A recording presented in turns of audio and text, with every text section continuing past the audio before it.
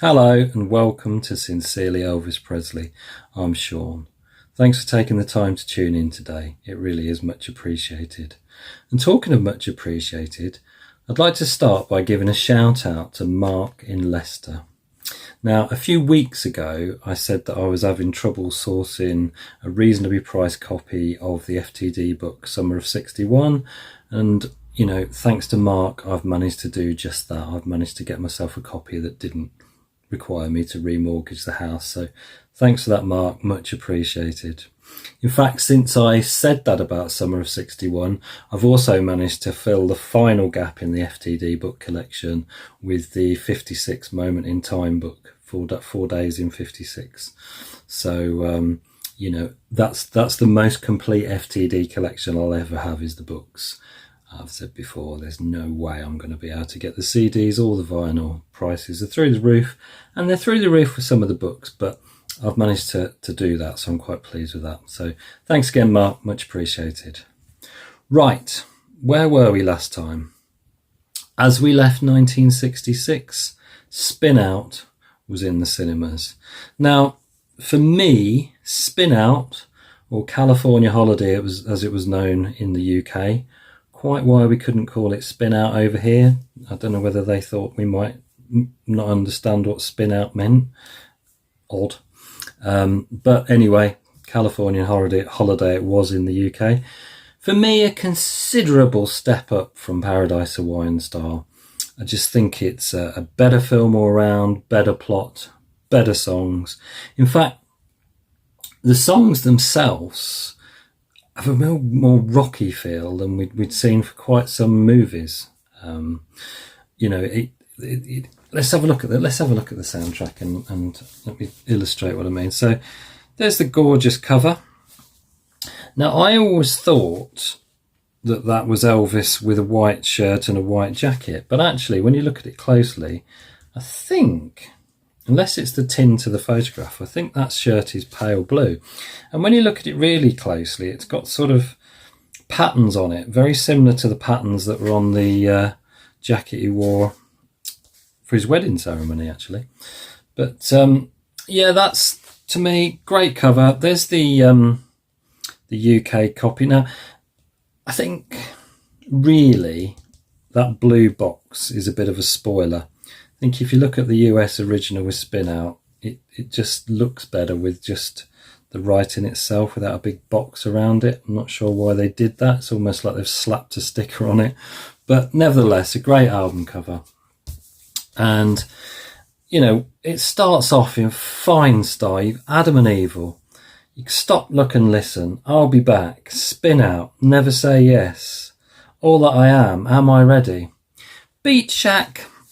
A little bit weak. The outtakes are hilarious, but Beat Shack is a little bit weak. But overall, a pretty strong soundtrack, I think. I played this one to death when I was a kid. And you've got 3 really strong bonus songs as well, all recorded at the sessions in '66 that would result in the How Great Thou Art album. You've got Elvis's take on Dylan, Tomorrow's a Long Time, which is a fabulously haunting track, and as many people know, was Dylan's favourite cover of one of his own songs. Down in the Alley, brilliant rhythm and blues, and I'll Remember You, beautiful, beautiful track that was, of course, revisited years later for the Aloha special. But overall, a really strong album, really strong bonus songs, and really such strong material for the film. And the film itself was, even that was digressing a little bit from the formula, because, spoiler alert, at the end, Elvis doesn't go off happily and get the girl. Oh no, there's a little twist at the end of that. I mean, there may be some people that haven't seen it, so I won't spoil the twist, but there was a definite sense that, they were trying to move away a little bit from that tried and tested formula. Now, Spin Out, of course, available on Blu-ray for a couple of years now. This is an absolutely pristine, beautiful transfer from the Warner archive. Highly recommended. Get yourself a Blu-ray of that if you haven't got it. The only other thing I've got to do with Spin Out, and it's a little bit left field, but I've got a model of the AC Cobra 427 that Elvis drives in Spin Out. Now, this is a 1/18 scale model, and you know, I'm not... my room isn't full of stuff like this. There's not enough room for it. But what I really like the fact that this is all branded Spin Out. So you've got stills from the movie. You've got some details there. And yeah, it's just all completely Elvis Presley, Metro-Goldwyn-Mayer Spin Out. So, you know, it's stills from the movie all around it. So I thought that was rather nice, and that came up at a really keen price, so I thought that's what I'd add to the room. But okay, so 67 starts with Spin Out in the cinema, and by February Elvis has discovered a ranch for sale, not all that far from on the outskirts of Memphis, and he decides to buy it, and he calls it the Circle G, after Graceland, and he throws himself wholeheartedly into, you know, this weekend cowboy lifestyle, if you like, because obviously he's still got his day job to do, but you know, whenever he can, he's pouring money like you wouldn't believe into the Circle G. He's buying horses, he's buying trailers, he's buying trucks, you know, mobile homes. You know, every one of the entourage gets their own truck, their own mobile home, their own horse. He just throws money at it. And, you know, by the end of the year, he's already bored with it, and it's already being sold off. I think so this was early February that he buys it and starts throwing himself into that kind of cowboy lifestyle.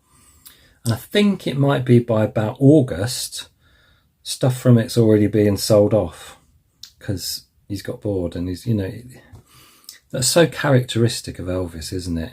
You know, this fiery passion he has for things, and he throws himself into them wholeheartedly, but he gets bored quickly. You know, his attention wanders, and then suddenly he's not interested anymore. But anyway, February 1967, we see the fruits of the sessions that took place in 66, and I'm just referring to my notes because that episode was recorded a while ago. May. Yeah, primarily May the 25th to the 27th, Elvis, in 66, Elvis records the material. That would inform How Great Thou Art, his second full gospel album. And what a fantastic cover, although it strikes me that, okay, we've got the Spin Out soundtrack comes before this, but if you go before that, you've got Paradise Hawaiian Style, before that you've got Frankie and Johnny. So take out Spin Out in the middle, you've got 3 albums virtually in succession where they decide that Elvis doesn't look good enough contemporary wise, so they use old photographs of him. Now, it's easy to think that that's an RCA decision, but we know that it was Colonel Parker that provided RCA with the photographs to use on the albums, and then he insisted on them sending them back afterwards. So I think this was a Colonel Parker thinking, my boy doesn't look good enough for these covers, because we've got Frankie and Johnny where they cut his head off and put a Go Happy shot on it. We've got Paradise Hawaiian Style where they use an earlier still from Fun in Acapulco. And then we've got How Great Thou Art, released in 1967, and that is a photograph from 1962. So virtually, as I said, with Spin Out of the picture, virtually 3 albums in a row during that period, they go to old photographs. Some of them, you know, up to 5 years old. It's very odd. And I tell you what, Colonel or RCA or whoever it was, that's what you should have done. There you go. That's what, to me, this album could have easily looked like, and that's a contemporary photograph of Elvis at the time. What's wrong with that? you know, works absolutely fine. But hey. Now the back is a much better representation of Elvis at the time, and that I think is a 66 or 67 shot. I would say it's 66, but you know, much more representative of the Elvis that recorded this album. So why the 62 shot on the cover? Baffling. But anyway, there is the track listing of the How Great Thou Art album, and as you see there, by request in this album, I would have said it was on it, not in it, but Elvis's single hit, Crying in the Chapel. Now, of course, Crying in the Chapel had been released in the UK and it had become a #1. So, you know, this is the track that was actually recorded at the previous gospel sessions in 1960 for His Hand in Mine, but made it onto this album. So, you know, I think it's an incredibly important album. This really, for me, and I know for a lot of others, signifies the start of the Renaissance. This is the start of the comeback. This is Elvis going into a studio, sort of dialing back into the music that he loves, the music that's his roots, the music that, you know, is his soul, and saying, you know, I'm going to record some songs that I want to record. Not interested in soundtrack material. This is the music I love, you know, and very, very, very significant. Not significant in terms of the actual comeback, if you like, because, you know, it's a gospel album, it's a spiritual album, sacred album, call it what you will. So it's never gonna set the world alight in terms of sales, because by its nature it is, you know, appealing to a certain niche buyer. But nevertheless, you know, pointing the way definitely of Elvis' sort of artistic resurgence, if you like. Now, in terms of How Great Thou Art, last year, I believe, this fantastic box set comes out. Another FTD Sessions. Absolutely fantastic. And of course, what you see here, you get the gospel material as well, but Elvis is also recording other material during those sessions, and that again makes it significant, because they're nothing to do with the soundtracks for the movies. So you've got Down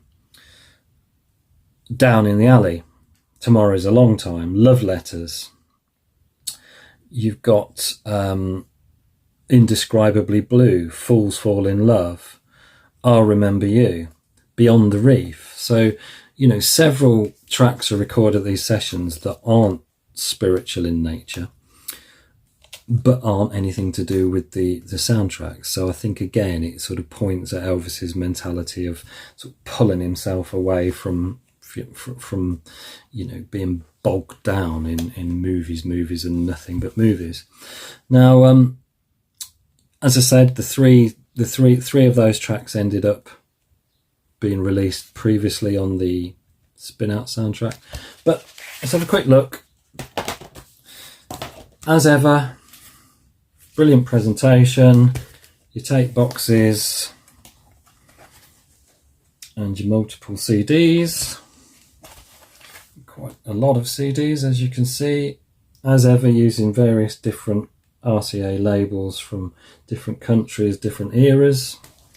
Beautifully put together. Beautiful, beautiful booklet. The sound quality on it is stunning. Really, really good on this release. You see, there's another contemporary 66 shot, I'd say. Elvis at the piano during the recording of Spin Out.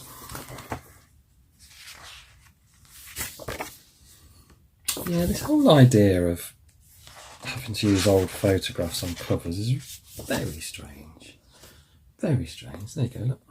That's the one I chose, I think. It's even got a blue shirt and a black tie. So, you know, I don't understand. I mean, if he was looking a little bit rounder in the face at the time because of whatever reasons, so what? So what? You know, it was Elvis. How could Elvis ever look anything but fantastic? You tell me that. So, yeah, highly recommend, as with all Sessions releases, stunning stuff. So, a very important album, and also a Grammy award-winning album as well. Now then, where do we go? Well, Elvis in February starts filming, or was supposed to be recording the soundtrack for Clambake, but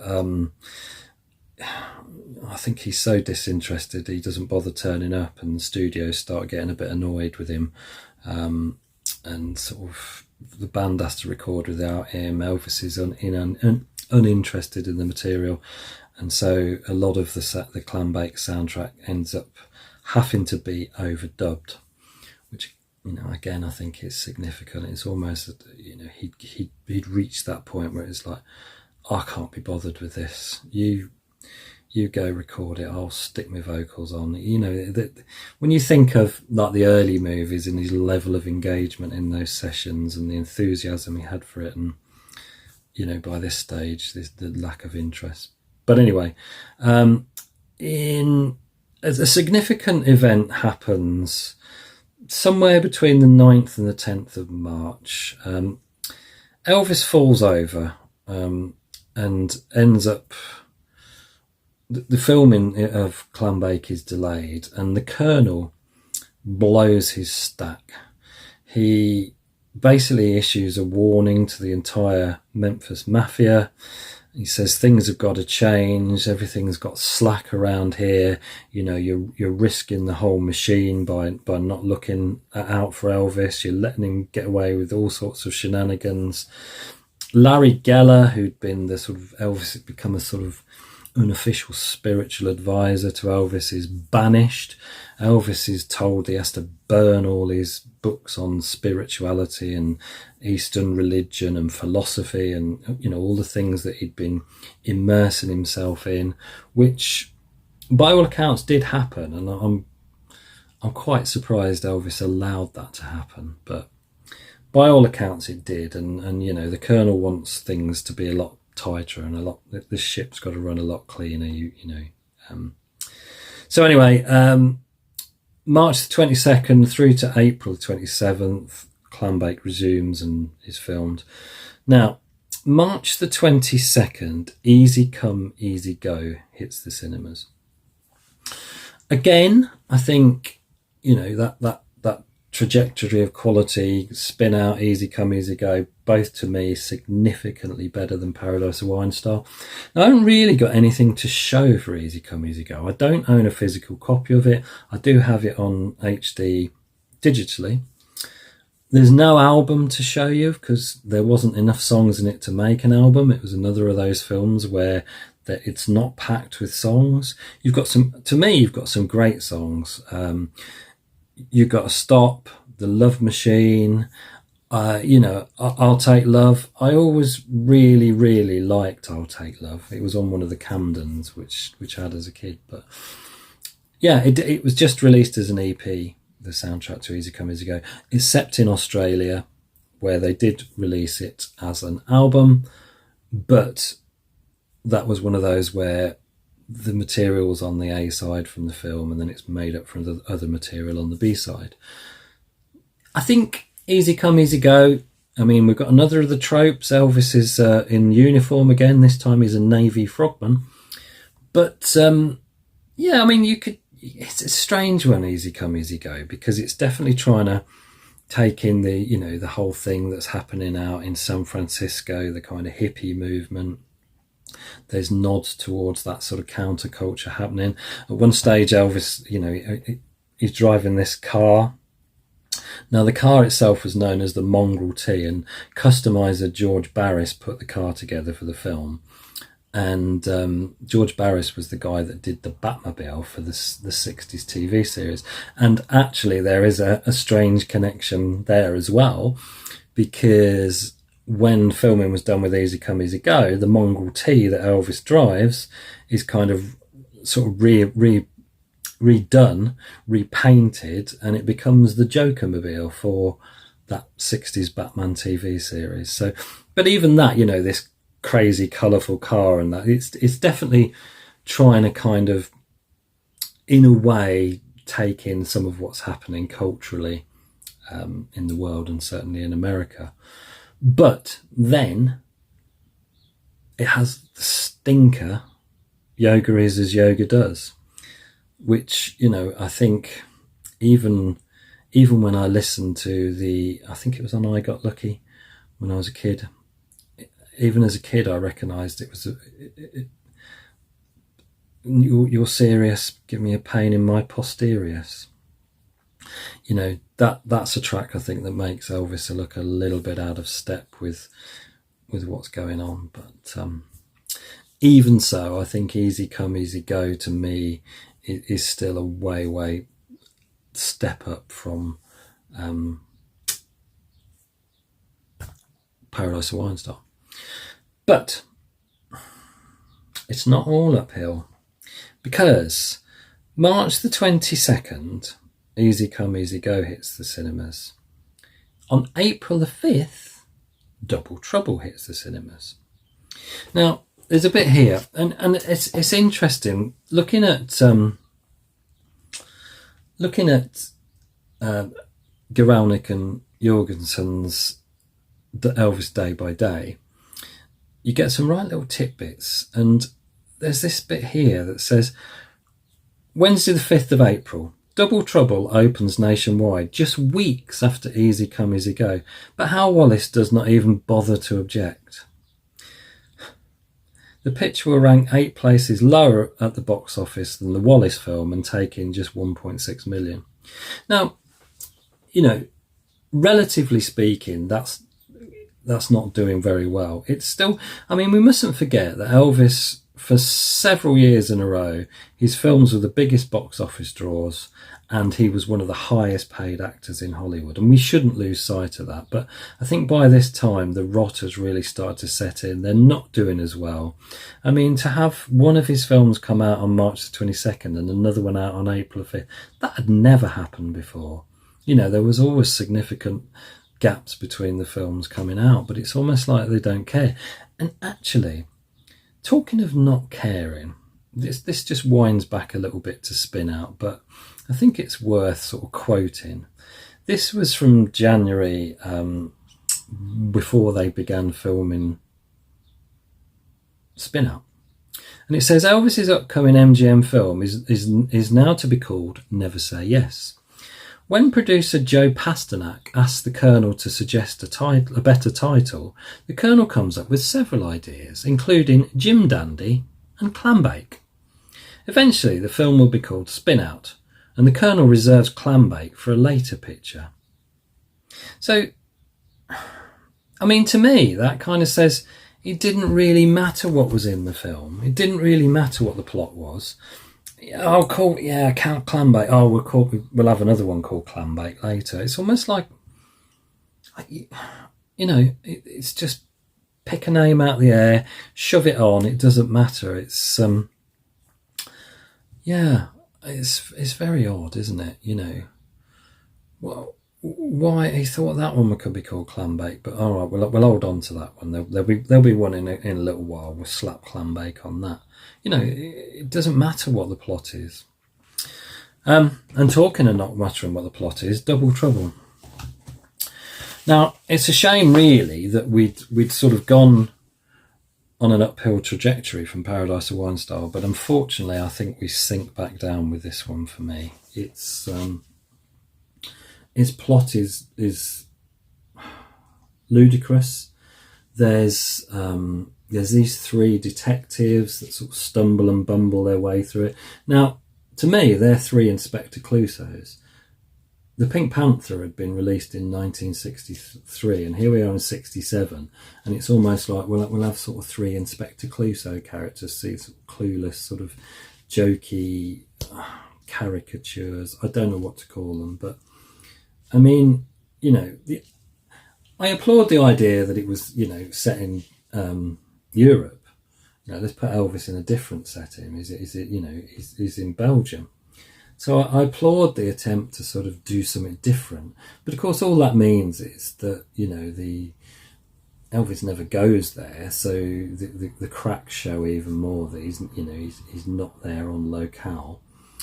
Soundtrack wise, I mean, it has got some decent tracks. I think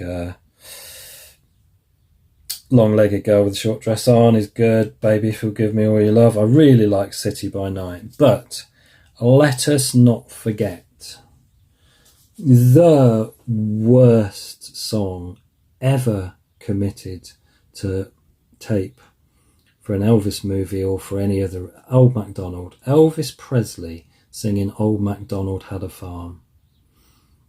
Utterly, utterly awful beyond belief. This sinks back down, unfortunately. This isn't... I mean, even the whole... why is it called Double Trouble? What? There's no... And then these idea... Oh, is it doppelgangers? No, it's not about that either. I'm sorry, but no. I think decent enough bonus tracks. Like Blue River, Never Ending, What Now, What Next, Where To. It Won't Be Long. But, I don't think for me a very strong album in any way, shape or form. And in actual fact, I think, of course it is out on Blu-ray, should you wish to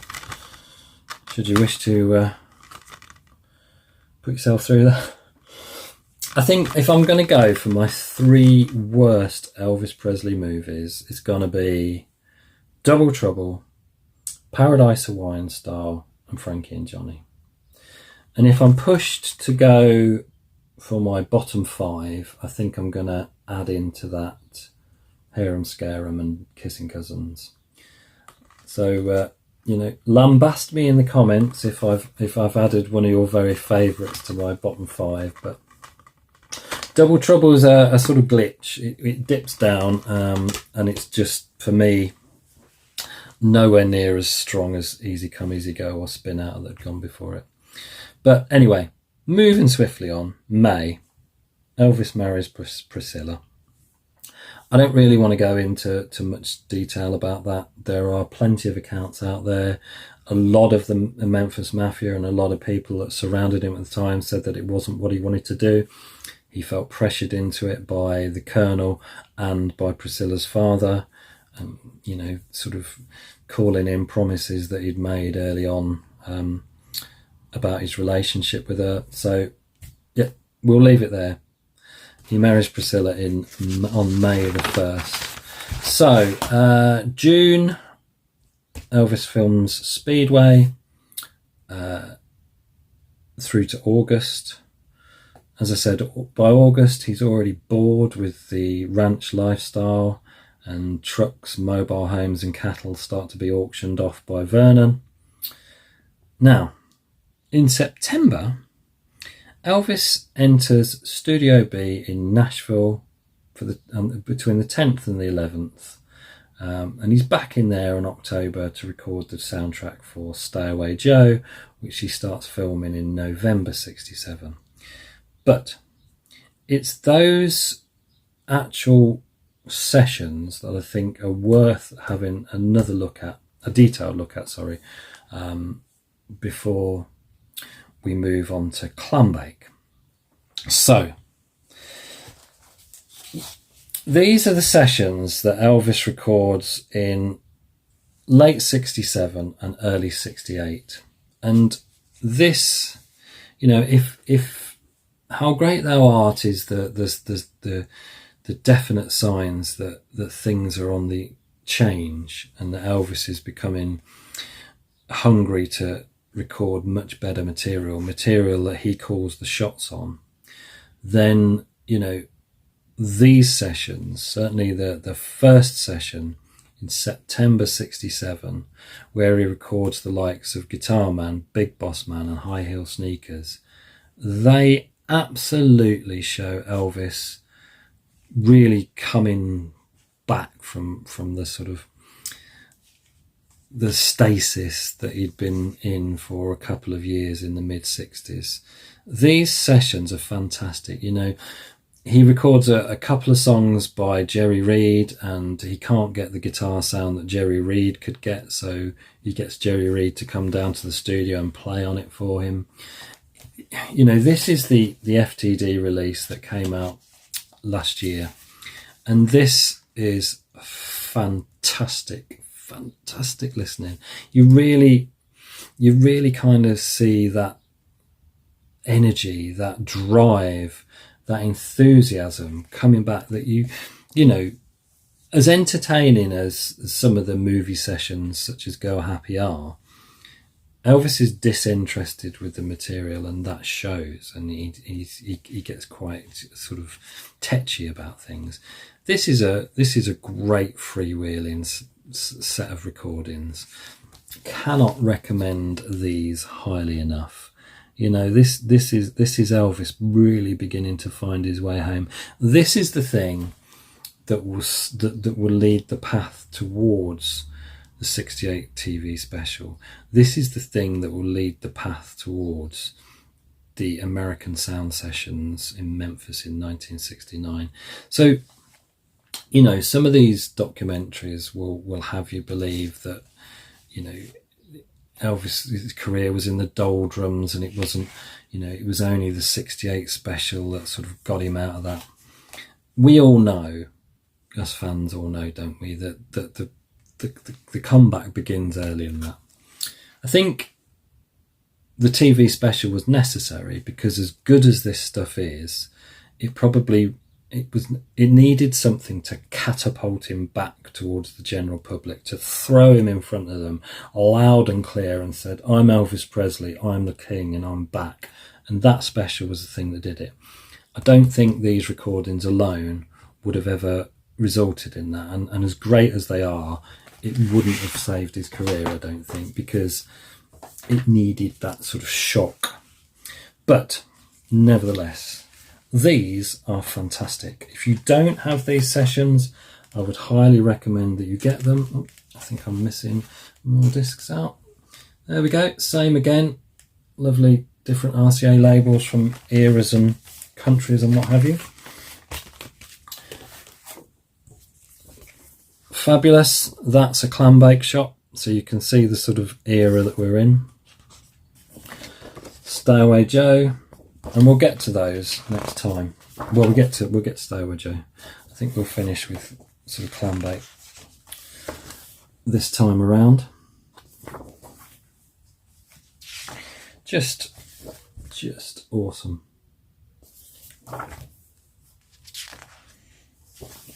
You can even see it start to look like a different Elvis. There's almost a, I don't want to say suave, but it's like he's coming out of that. He's just coming out of that period. We go into Speedway and some of the photographs here as well. See what I mean? There's a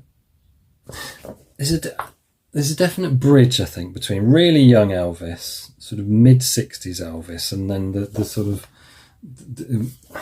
I loathe that term, lose the term, more mature, but I kind of that's how I see it. That he's yeah. Everything seems to happen so fast in Elvis's life. These sessions, you know, we've got September the 10th, we've got September the 11th, 67, then we go into January the 15th, 68, and January the 16th, 68. So we're still, you know, he's still putting, the sessions themselves are still quite short. And as we know, he works through the night.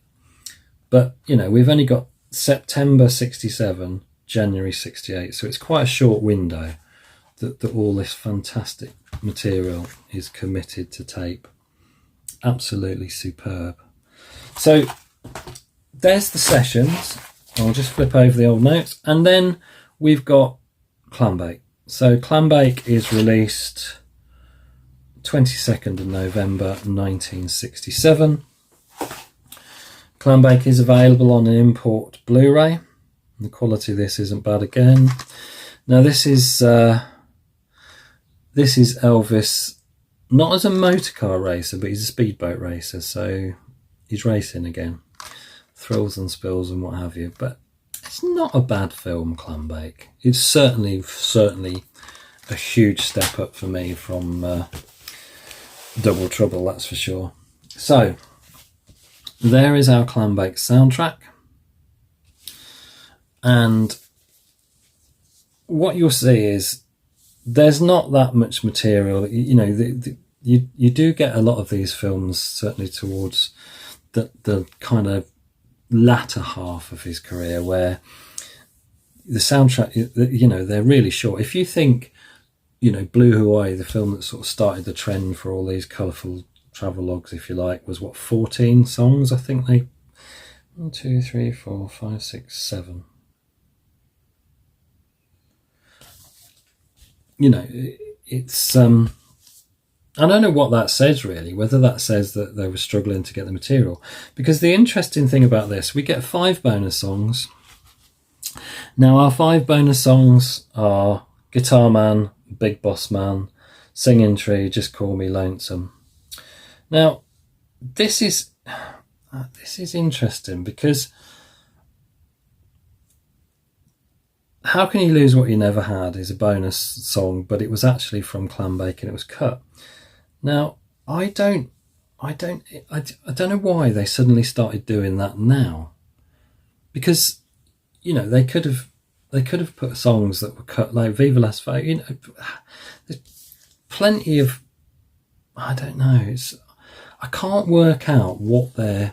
It almost feels like a scattershot approach. Oh, it's just there, chuck it on, sort of thing. I don't get what the strategy was, but I think what's interesting about this one, and I may well have said it before, is that this is the first time that the soundtrack album opens with a bonus song. You know, Guitar Man is that good that it starts the album. What does that tell you about the movie and the soundtrack?